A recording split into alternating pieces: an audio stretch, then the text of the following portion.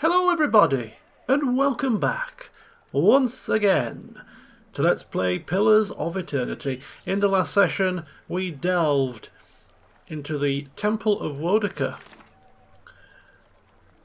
And after slaying some acolytes, we were shown three visions. A vision of an agent in a place of misery and madness.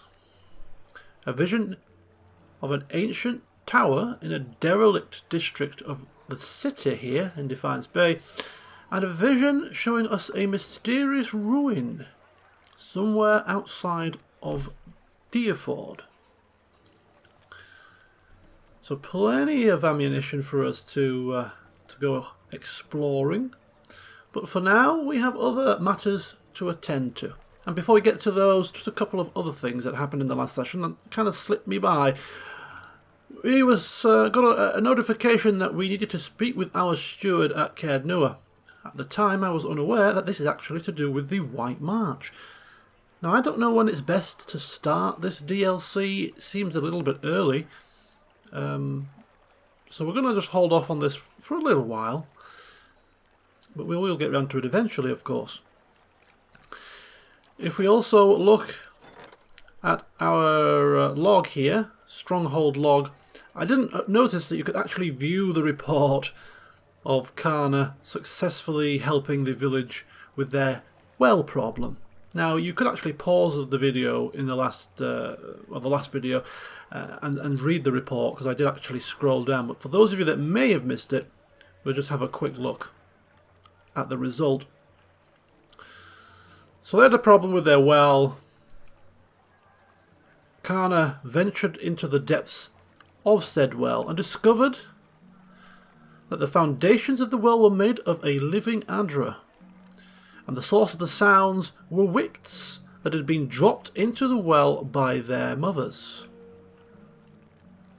In total, a dozen women from Whitereath and the surrounding woods had dropped their children into the well after they learned they would turn into wicts. Some had died, but many survived the fall, living on small rodents and other critters. Quite gruesome, quite grim.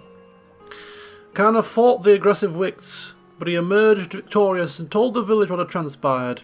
Some of the mothers confessed, whilst others fled.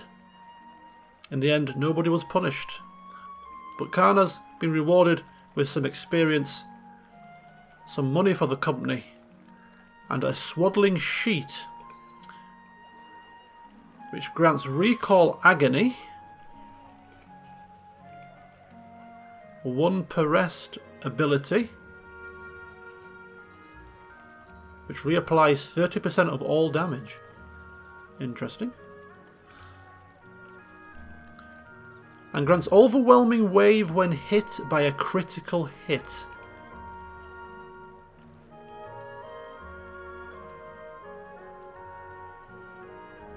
Almost like a counterattack. This dingy stain cloak was once used as a large swaddling sheet for an unfortunate hollowborn child that was dropped into the Whitereath village well. As it sat at the bottom of the well among the foundations of living Adra and a clan of wicts, it acquired strange powers.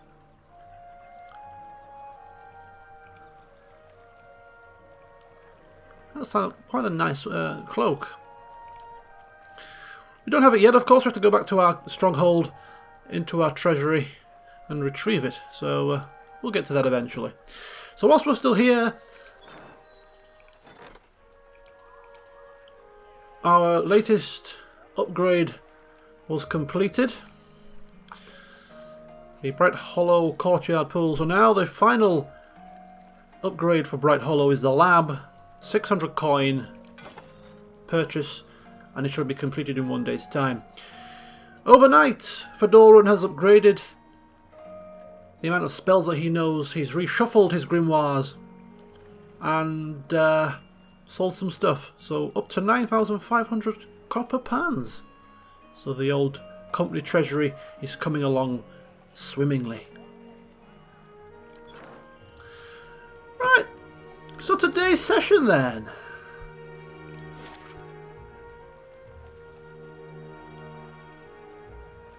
We are going to Brackenbury.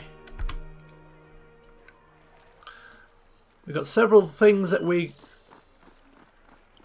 need to do over there. So we've got a busy day ahead. But it's bright and... What? What looks to be a child here, ushering us over. Ready when you are. A young boy watches the passer-bys and counts a grimy handful of coin. His face and arms are smudged with dirt, but except for the grass stains, his clothes are in good condition. As you approach, he blinks and makes a quick, furtive effort to pocket his coins. Hey, mister, want to know a secret? He wipes his nose with a sleeve. I know a real good secret. Sagani here. Careful, I've travelled the continent and the hardest bargains still come from my 7-year-old. Yeah, well, what is this secret? Fedoran asking. It's gonna cost us, isn't it? It's gonna cost us some coin. He shrugs and clasps his hands behind his back, kicking a loose pebble. I just saw folks hiding some really neat things. I could show you where, but Mum and Dad told me not to talk to strangers. His eyes slowly roll up. But maybe you could help me with something. Then we wouldn't be strangers. A wily child, we think here. Doesn't seem all innocent. And what exactly do you need help with, child? Gordy's voice suddenly rises in pitch and tempo. The Crucible Knights have these daggers made out of March steel. It's the best steel around, except for Durgan steel, which doesn't count because no one makes it anymore. He stops long enough to catch his breath. Anyway, there's this merchant over by the expedition hall, and he has a dagger made of real March steel. His eyes grow large and round. He said he wouldn't sell it to me because I'm a kid, and kids don't know anything about daggers. But that's not true. I know lots about daggers. I know about the different kinds of steel. I know about how the Crucible Knights make them at the forge. I know that the tip can pierce low-gauge scale armour, that one that's good and sharp can cut through bone. See? I know plenty about daggers, and I really, really want this one. And if you could just get it for me, I promise I'll never, ever ask anyone for anything ever again. In Masuk, we begin training our daughters with the hunting knife as soon as they can talk. Many can field dress a hare before their 10th birthday. She frowns. I wouldn't trust this kid with a butter knife. I am to go and buy a child a dagger? This does not seem like an ethical thing to do. You poke your eye out. He does seem rather knowledgeable, though, to be fair to him.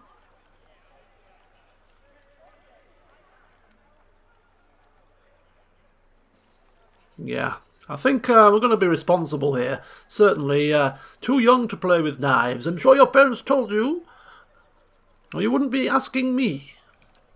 But if I'm going to be a real warrior, I have to start training young, just like the heroes in the stories. I just know I was a great warrior in a previous life. My mum even says I have an old soul. Oh, poor child. I mean, oh. Okay. It's...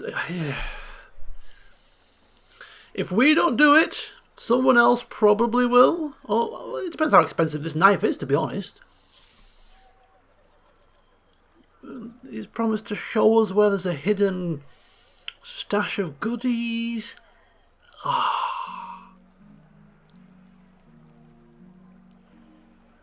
Okay, fine. I'll just check out how expensive this knife is first, this dagger.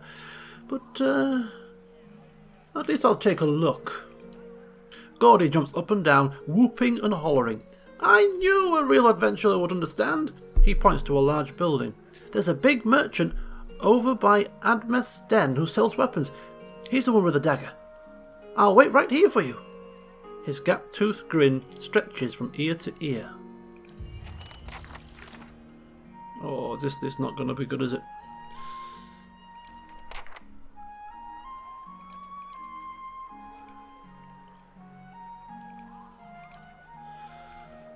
A March steel dagger. Okay. I don't think he's lying. Hey. Come, folks, we shall head to the merchants.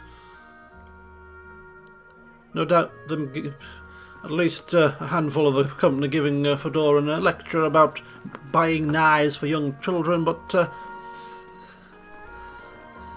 falling on deaf ears, I'm afraid.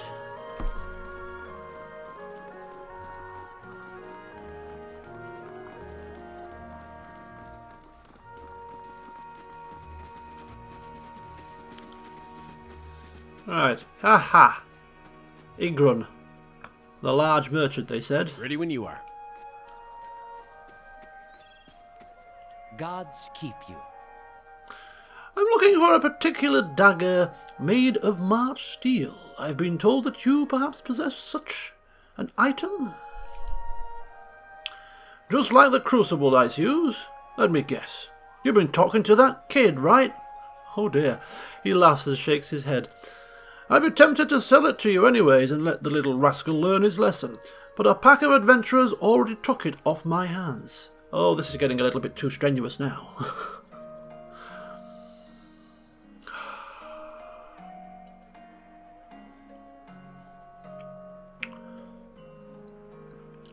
Tell me more about this dagger. He oils the cloth in his hand. Made out of a high-purity iron ore that comes out of the White March Mountains. Traditionally, the smiths at the Crucible Keep have smelted it into daggers and swords, which they only give to the Knights of the Crucible. Of course, I'd be surprised if that kid didn't already tell you all of this. He grins. And how exactly did you get your hands on such an item? If it's unique to the Crucible Knights. Igrun pauses mid-polish, his cloth slowing over the blade. A lot of steel passes through my hands, friend. I don't make it my business to ask where it all comes from. Oh, sorry, I didn't mean to cause offence. I'm just trying to obtain information, of course. Anything in particular you'd like to see?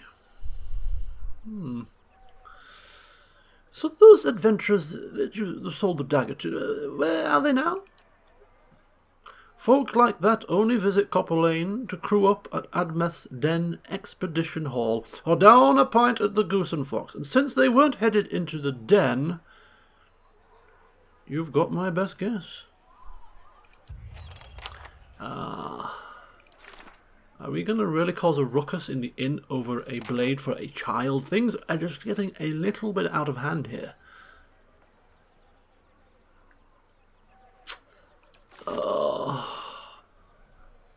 Hey. Well, we will just maybe have a chin wag with them.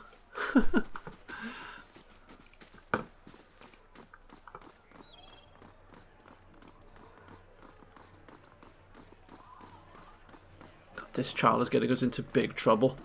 This is against our better judgment, but we just can't quite help but be drawn in by this promise of a secret stash of goodies. Hey.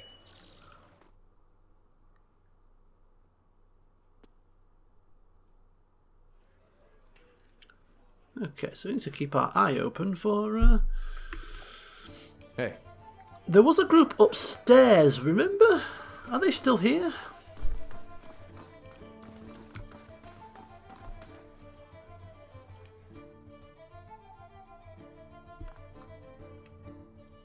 Yeah, these guys. Yeah.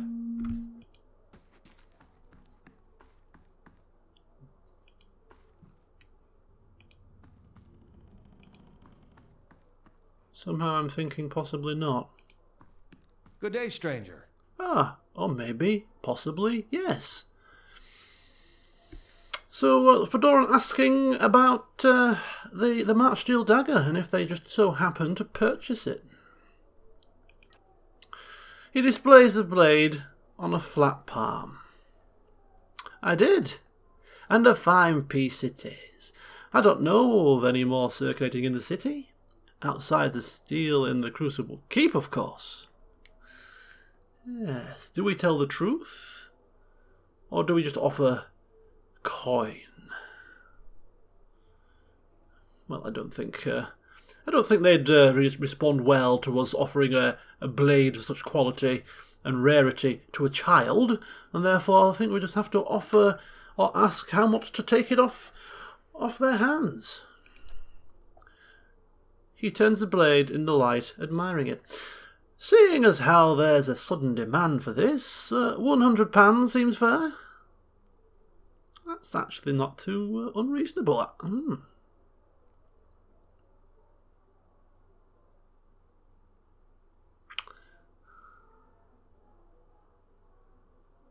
Oh, but Fedoran perhaps here just going to try a little bit of tact. Demand isn't as high as you think. Chances are good that the dagger was stolen or looted off one of the knights. In that case, I'm probably doing you a favour. You wouldn't want to be caught in possession of such a thing, would you? He frowns. Can't be too careful around the authorities these days, especially as an Orlan. Fine, I'll sell it, but not for less than 50. I'm getting my money back at the very least. Well, Fedoran's silver tongue working wonders for a change. Half the price. Deal. He hands you the dagger, hilt first. Pleasure doing business with you. Marvellous. Well, Fedoran working his charm. Just say the word. Sometimes it works, and sometimes it fails miserably. Hey. Now, let's go back to Gordy and see what develops next. After looking at the dagger ourselves, of course, we may want to keep it. Where did it go? It's probably not usable. It's probably down as a quest item. Oh, it is. March Steel Dagger. 11 to 17 slash damage, 5 accuracy, plus 5 for accuracy for being fine, plus 5 accuracy as just a base stat, plus 20% attack speed. That is a damn good weapon. But we can't actually equip it or use it. It's stuck in our... Why can't I actually move any of these items out of my stash? Oh, there we go. No, we can't move them. Look, they're stuck. Hey.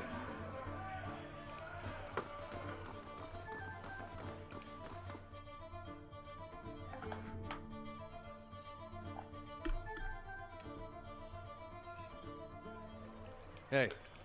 Okay, let's go back to the Hey, Gordy. Can I talk to your, your friend?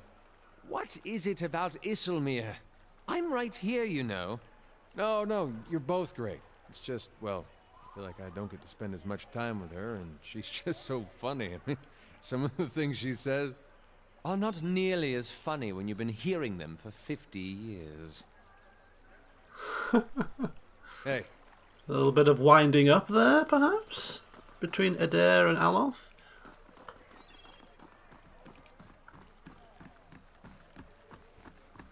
Hopefully we won't end up with egg on our face, being screwed over by a child. Because if that's the case, I don't think we'll ever trust a child ever again. Yeah? Okay, handing over the blade. Did you get it? Do you have the dagger? Can I see it? Yes, I have the dagger. Gordy stops bouncing and stares at it, gaping in awe. It's so sharp! Yeah, I don't think we're going to quite toss it at him. A deal's a deal. Here you go. And now this stash of special items. He snatches it out of the air, heedless of anything else. He yanks it out of its sheath and holds the blade up to the light. I'm going to be just like the Crucible Knights. He saws and chops at the air. He flips the weapon into the air and grabs at the hilt, almost slicing his palm open in the process. His eyes dart away from yours as he sheaves the dagger. So, about that secret. Gordy puts his hand up to his mouth and whispers loudly. I saw one of the actors hide something under a loose stone near the theatre. Probably nothing as good as a March Steel dagger, though. All right. Thank you for telling us. He could have told us anything, couldn't he? He could have told us absolutely anything, and when we go off looking for it, he does a runner.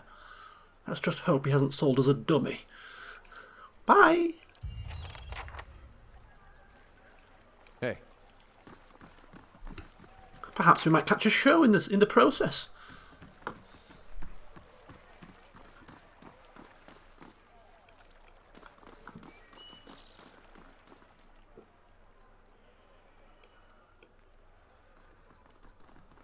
Alright. Tasking Nadog. Yes. Aha! There we go. It's conveniently sized. Nicely go over to the As you wish. little loose stone here. And, ooh. The hell is that? An oaken scarab figurine. Summons 3 wood beetles. Wow. Summon some creatures to assist us in battle. Diversionary tactics and all that kind of good stuff. Marvellous. Some blackthorn and some amethysts.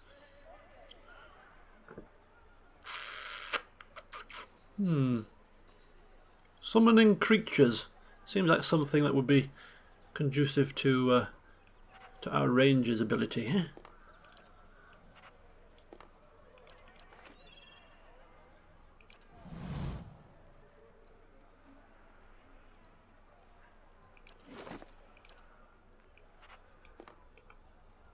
Okay, that's going to be interesting. I'm going to wait to try it out. Only 1 per rest though, so... Well.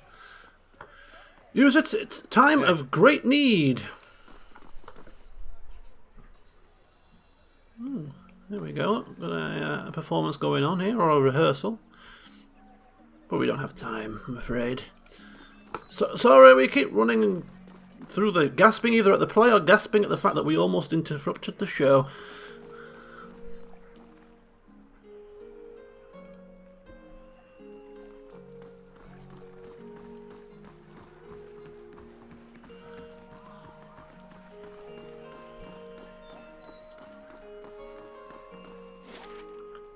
To Brackenbury. Oh, you've got to go at the right. Oh, okay, that sucks.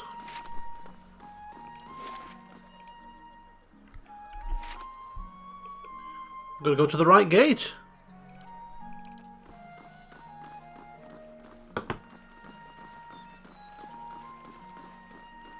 Dalton probably looking at us hopefully, and we just run on by. Yeah, we're still working on it, Dalton. We're still working on it.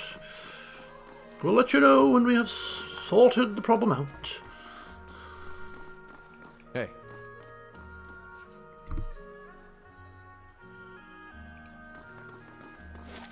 To Brackenbury.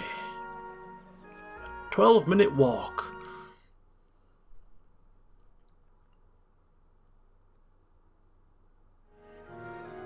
Aha! There we are, in New District.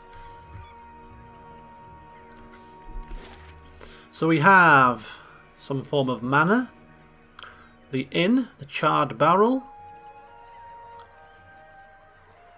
another large house, the sanitarium, yep, that's definitely where we need to be.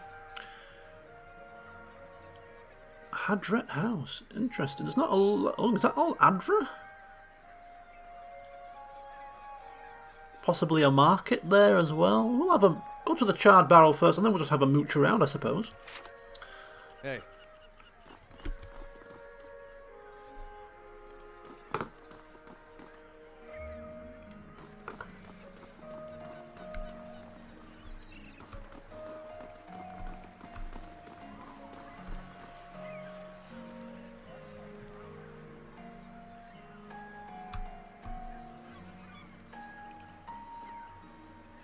Charred Barrel is the finest inn in the city if you're looking for lodging.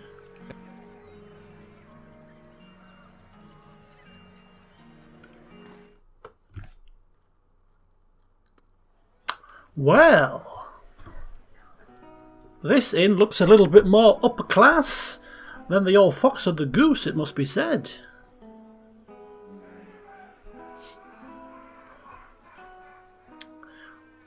Tables laid out in a row, almost like a banquet hall. Very nice. Right, we have a robed figure.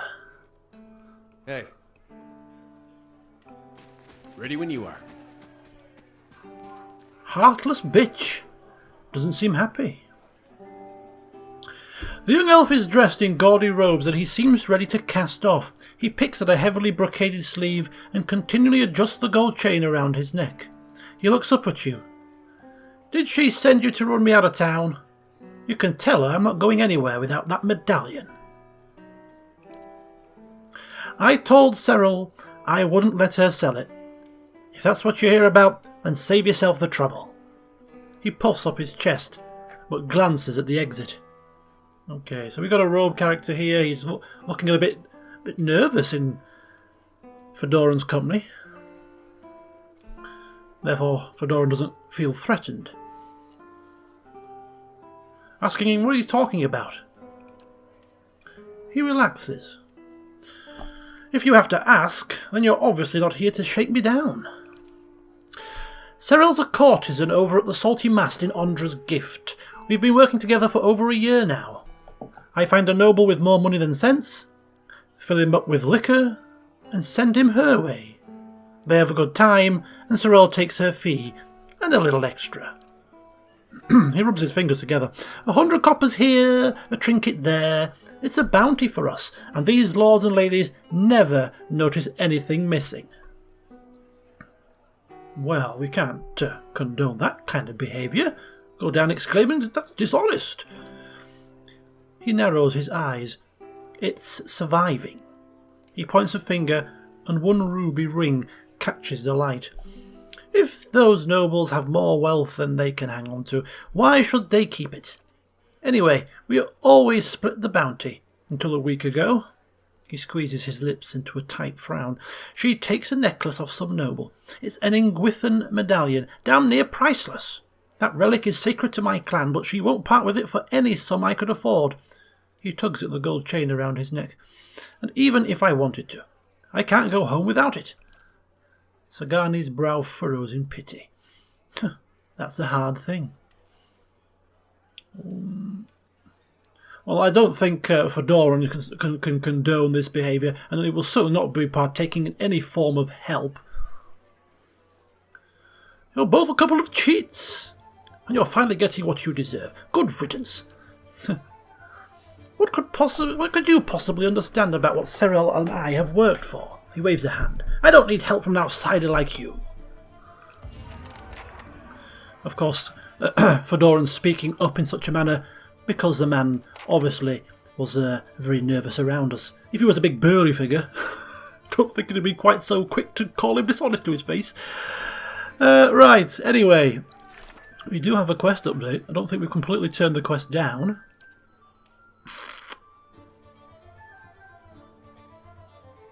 So she wants to sell it. He wants to take it to his clan. It's come from a noble, and we know like how Fedoran wants to impress the noble types for his own reputation. Perhaps we can obtain this and maybe turn it over to the rightful owner. So at the very least, we will speak with Cyril and get her side of the story and make a decision about what we want to do. But, of course, that's not really high up on our list of priorities right now. What is high on our list of priorities is speaking to Chancellor Warren. And this is a fairly large inn. Hey. Well, not much room to manoeuvre. And haha, here is the man himself. Not a problem. We'll get to him very shortly. I just want to check out the bar. Is this the bar? Oh, this is a stage. Ah, I see. Right, anyway. Chancellor Warren. Sorry about the delay. I got a little bit sidetracked. Lord Fedoran. Oh, he likes the sound of that. What brings you to Brackenbury? Do you mean what brings me to Brackenbury? You sent me a missive. No, I didn't. I received a missive from you. The Chancellor sets down his mug of ale and looks at you quizzically. Oh dear, this sounds like a trap to me. As far as I know, nothing has changed regarding your rightful possession of Gednua. You realise the charred barrel has gone quiet and turn to see the last of the patrons quickly disappearing through the front door. A moment later, a group of armed men and women stride into the tavern. Oh dear! The Chancellor quickly ducks behind the table. Oh! Fedoran's spinning on the spot. The woman leading the armed group lowers her cowl with one hand while keeping the other on a pistol tucked into her belt. You immediately recognise Gathbin's captain. Not only that, but we recognise 1, 2, 3, 4, 5, 6, 8. 8 soldiers, some armed with firearms. This is not a good situation. Fedoran's going to have to think on his feet here. Now that's the sheep have been herded from their pen, you and I can conduct our business, unfortunate as it may be. Yes, I remember you. He's blabbering to buy himself some time. You were with Lord Gathbin at the palace. And I you, she grins. I'll admit, you seem quite interesting. Alas, duty calls. And what exactly do you want? Oh, I think you know. Lord Gathbin has ordered your death. She forces a frown. A shame, really. I admire your exploits, even if only half of them are true. Sadly, I have my orders. Okay. Gathbin will lose. You've heard of my exploits? Most of them are true. Perhaps you should switch allegiances and work for me. Thinking on the spot here. The man is a swine, albeit noble, wealthy swine. Her lips curl in feigned disgust. Were I to do it again, I doubt I'd have taken in with him. But what's done is done. And Lord Gathbin is as ruthless as he is arrogant. He'll go to great lengths to avenge a betrayal. What could you offer to make me consider such a risk? Oh, she's open to options here. Fedoran. Okay. Now, thinking in character here, ordinarily, several characters I've played in the past wouldn't be entertaining any idea of handing money over, would just go straight to attacking these fools for daring to accost us in an inn. However, we've seen Fedoran's little trait with Lord Raderick when he faces almost what he perceives to be insurmountable odds, or odds that put him in real danger, such as now. He's not akin to taking the almost cowardly way out. And I remember way back in Gilded Vale explaining that he doesn't have any qualms parting with money if he thinks it's to his own benefit, and saving his own skin is certainly to his benefit. So given all of these options, I think he doesn't want to take the risk of trying to talk his way out of trouble, trying to perhaps make it a more firm offer.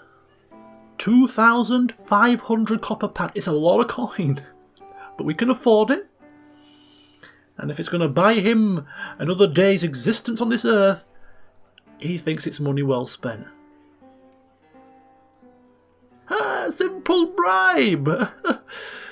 Walk away and pretend this conversation never happened. A generous sum. It'll be put to good use. I can't promise I won't kill you next time we meet, but for now we can both walk away. 2,500 copper. And all we've probably done is bought ourselves extra time. I've got a feeling we're going to have to fight her at some point, but, well, it makes me cringe to lose such amounts of money. Know this, the day will soon come when you must face Gathbin. I've lived this long by knowing which side to be on. Prove yourself on the battlefield and who knows. Until we meet again, Fedoran.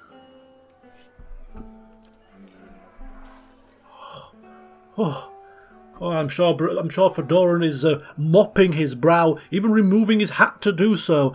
That was a close call, he thinks. Well, that was unexpected. Warren emerges from beneath his table and smooths the rumpled sleeves of his robe. It does make the strange reports I've received from the grasp make more sense in context, however. Yes, well, go on. Earl Badmar decided to keep an eye on Lord Gathbin's activities. Gathbin has been hiring a lot of men recently, but for what purpose, we can't say. I'd advise you to take extra precautions at Kednua. He may be attempting to place spies or saboteurs within your walls. Be wary, Fedoran. I don't think you've seen Lord Gathbin's endgame. He swallows the rest of his ale and gives you a curt nod before heading for the door. Return to Kednua. Right, okay. So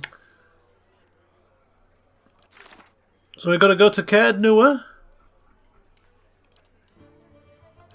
for numerous things.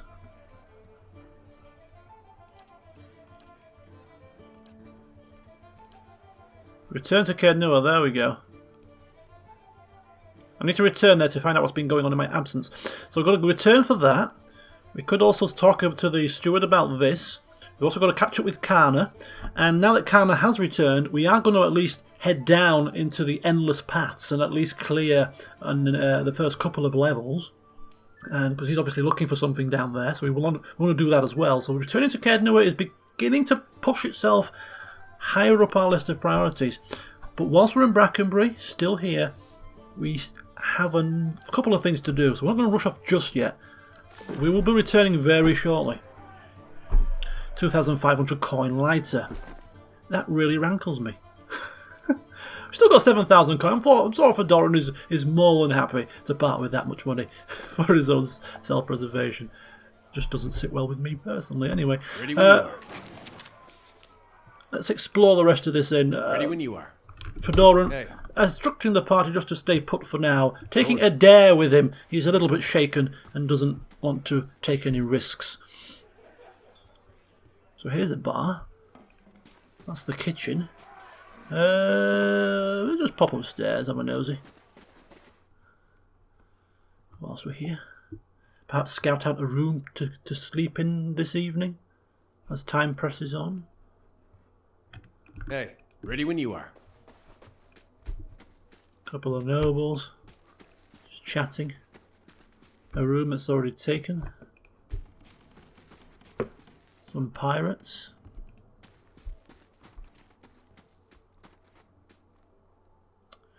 This map charts routes through the White March. Hey.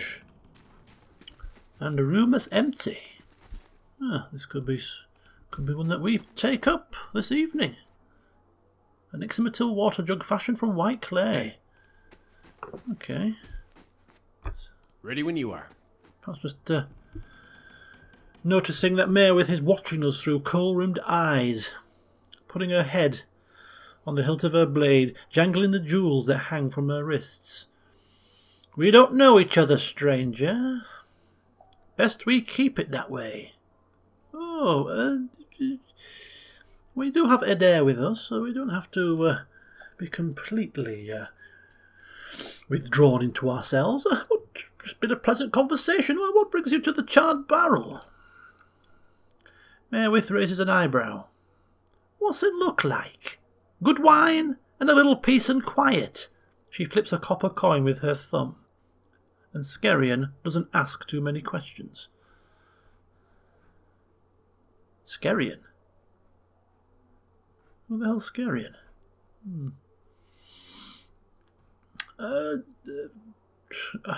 Don't seem like a Brackenbury local. I'm a sailor. She gives you a half smile. And a liberator of certain goods. She casually fingers a large earring. And the nice thing about the snobs here is that they're usually too polite to ask more. Oh, well, nice chatting. Hey. Very nice woman, yes. Nice jewellery. Thank the heavens she didn't try to cut us down. Have enough melodrama for one day. Ready when you are. Okay, we have Good day to you. the barkeep here. Ah, Skerion, it's the barkeep she was talking about. A man dressed in neat but functional clothes. His sun-wrinkled skin and limber musculature reflect a life spent in the wilderness. Well met. What brings you to the charred barrel?